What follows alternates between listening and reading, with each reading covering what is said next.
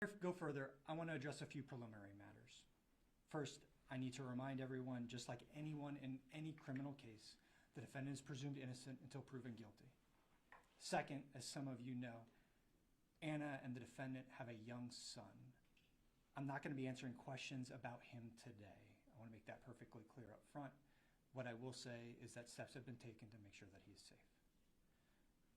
And finally, I want to introduce everyone to members of an amazing team that are standing with me today, many of whom put in a tremendous amount of work over the course of 8 years to get this case to this very point. So to my right is the team from the Pennsylvania State Police: Trooper Jason Sperazza, Corporal David Brodeur, Captain Robin Brown, Lieutenant Michael Stoner, and Lieutenant Joshua Lacey. To my left is the team from my office: Lieutenant Maurice Maciejewska, Deputy District Attorney Michelle Fry, Deputy District Attorney Jessica Urich, First Assistant Aaron O'Brien, and Chief of Staff Michelle Barone. So on April 12th, 2017, Anna was reported missing to the Pennsylvania State Police by the defendant, Allan Gould. Gould reported that he had last seen his wife rushing to work to get to a meeting she left in her Audi sedan on the morning of April 10th. He also said to investigators that she had left her cell phone on the counter in the family home because it was still updating. Our investigation revealed that Anna had actually disappeared multiple days before. In fact, the defendant wasn't the first person to report his own wife missing to the Pennsylvania State Police. That was actually coworkers. So since that first report, investigators from PSP have worked to collect information about Anna, about her routine, looking to compare how she lived her life before and after her disappearance. Right? That data involved a collection of cell phone records, financial records, but also witness accounts from friends, family, neighbors, acquaintances, people that knew her very well. And these accounts demonstrate that Anna stopped her normal life routine on March 29th, 2017. In fact, the last time someone physically saw Anna or actually heard her voice was on March 28th. There's a lot of evidence highlighted in our affidavit of probable cause here. And in the limited time that we have today, what I want to do is highlight a few of those pieces of evidence now. First, Anna's Audi was discovered near the family home, within about a 2-mile driving distance. Law enforcement was able to search the car's internal data information and learned that the car had never been driven, let alone started, on April 10th, as the defendant reported. Next, Anna's cell phone had messages on it that were simply out of character for her. On March 30th, Anna, who spoke perfect Polish because she grew up in Poland, sent a text message to her father on that day, wishing him a happy birthday. The problem is, the Polish grammar doesn't make sense. It's off. And police were able to later learn that someone had researched how to make that exact message via Google Translate. Anna had no reason to use Google Translate.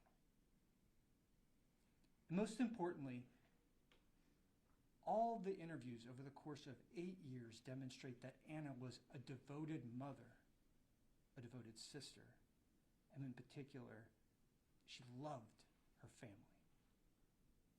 There's nothing to indicate that she would stop corresponding with her family, stop spending any amount of money to go visit them, and essentially abandon her son. It simply doesn't make any common sense. So these are just a few of the many facts that, when you put them all together, establish what we are going to present to the jury, proof beyond a reasonable doubt of the defendant's guilt. I want to commend the state police for their determined 8-year investigation in this case. It would have been really easy to call this case cold, but they didn't. They left no stone unturned. They worked with a fabulous team of prosecutors. And today we take another step forward in getting justice for Anna. I'm happy to take any of your questions. What do you think the motive was? Have you established the motive for this? So as detailed in the affidavit, the defendant attempted to characterize him as having a good relationship with Anna. We've recovered documents and interviewed witnesses that suggest that they had a difficult marriage at the time of this. There were divorce papers that were found in the defendant's home at times, suggesting that he knew about the status of their marriage, and so that's one of the reasons why, among many possible reasons why this deteriorated like this. And it's something we see in law enforcement, right? That in relationships that are verbally or physically abusive, it's that critical point when someone's ready to leave, where women in particular are most at risk. Was there physical violence in this relationship? I mean, we haven't determined necessarily physical violence, but certainly there were a lot of very strenuous arguments in this relationship. Those happen in normal relationships sometimes, but we intend to show the jury that this relationship was in trouble and the defendant knew it. The papers, were they filed in court or were they preliminary? They were preliminary. And were they hers or his? I can't remember. Look, if it's not in the affidavit, we can get back to you on that answer. And a question about the timeline. So we haven't had the benefit of reading the 36-page document. Understood. But in the time that has passed, there were some initial suspicions, and those suspicions are what they are.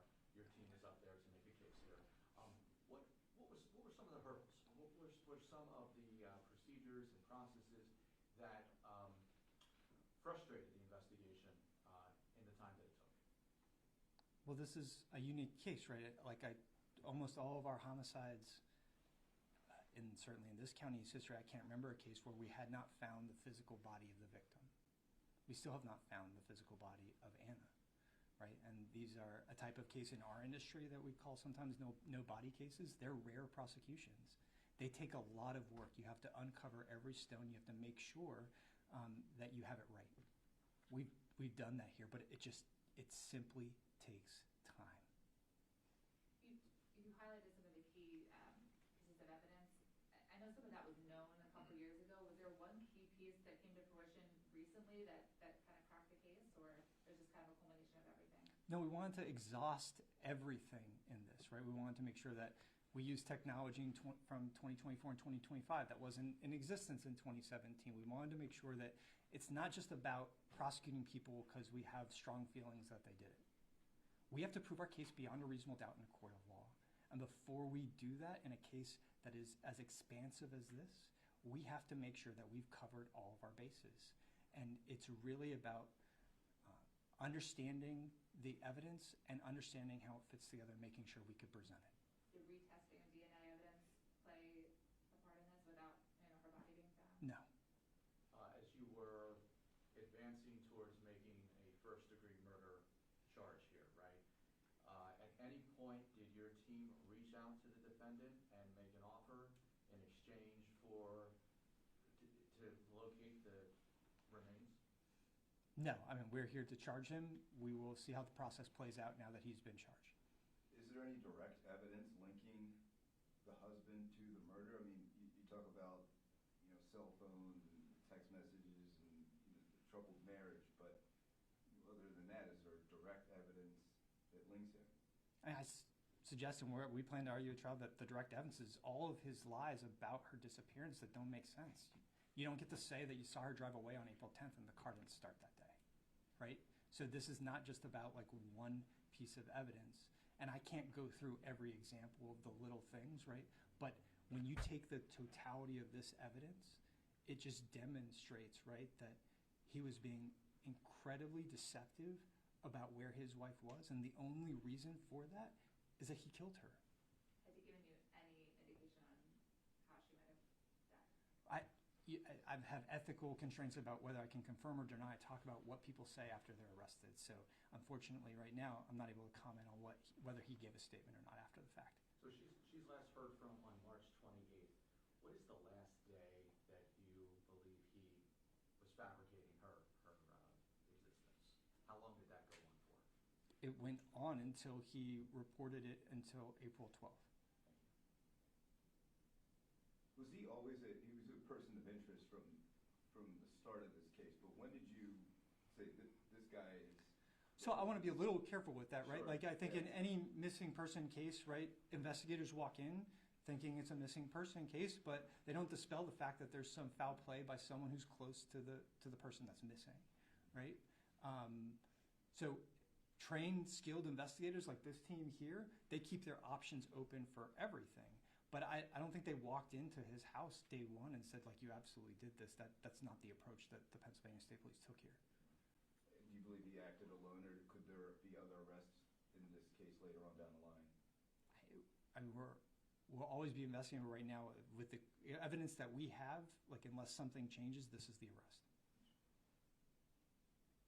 Did he resist at all or anything like that when you guys took him in? Taken into custody without incident. He just showed up at the house today and brought him in. I'm not going to talk about the specific tactics and where we decided or how we decided to do it, but he was taken into custody without incident. At his home, did I miss that? It was not at his home. He was taken into custody without incident. Was there any search warrants recently, or I'm sorry, searches recently that led to this? I know there were searches over the past few years. Is there anything recent that led to this, or again, it was just There's a lot of interviews, a lot of when you take something this expansive, we have to also play it out and make sure that we can deal with a prelim in a week or two, right? And we have to deal with a trial potentially in as little as 2 or 3 months. So it is truly a team effort about making sure that we can get through the entire process. No one in this office and no one in the state police is about arresting people without getting a conviction on the back end. We have a thorough process that we followed here, and I'm really proud of the work that everybody did. And you kind of briefly talked about this answering Joe's question, but how difficult does it make it to prosecute a person when you don't have a body versus you found a body? Yeah, there's a reason why these cases are incredibly rare, right? Because you certainly need time to disprove that they didn't just try to go off the grid for a few months or go somewhere else, right? But evidence here shows she hasn't touched any of her life savings in 8 years, right? You can only build that as a compelling piece of evidence if you allow time to pass. Are you hopeful that you'll find her at some point? Absolutely. I mean, we always would like to bring finality to the family in Poland, to everyone. I mean, the community really came together. If you remember back in 2017, I lived in the area. I wasn't saying that I was, I think there's just a lot of pain in the community to see a young child's mother disappear like this. Citizens were out looking for her themselves. And so we would love for that to happen at some point, but we have to let the process play out. And can you just talk about the detectives on this case and just working, from 2017 until 2025 and not giving up on this case? Yeah, I mean, look, Jason and David, I know at some point, right, like any good team, right, you kind of want to strangle each other at some point. It's like, well, what about this? What about that? And it doesn't help, right, that we all have, there's been turnover in the DA's office, right? This case spanned two other administrations. But they're consummate professionals who worked with Michelle and Jess most recently to really answer all of our questions, right, and make sure that we felt like we had all our bases covered. And you talk about turnover. Are these guys been the same detectives on the case from day one? Yes. And that's a tribute to state police leadership. I'll say that as well, right? The idea that they gave them when they spoke and said, like, I want to keep working this, to give them the breath and the freedom to be able to continue to pursue this, right? But like that's a tribute to an entire administration that is not willing to give up, and I want to congratulate them for that. Thank you.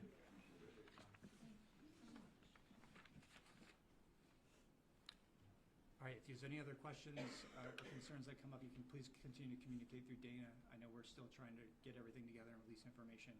We will put out like a brief release in the next hour or two as well to supplement what we've done here. Great. Thank you. Thank you. Thank you. Thanks a lot, everybody.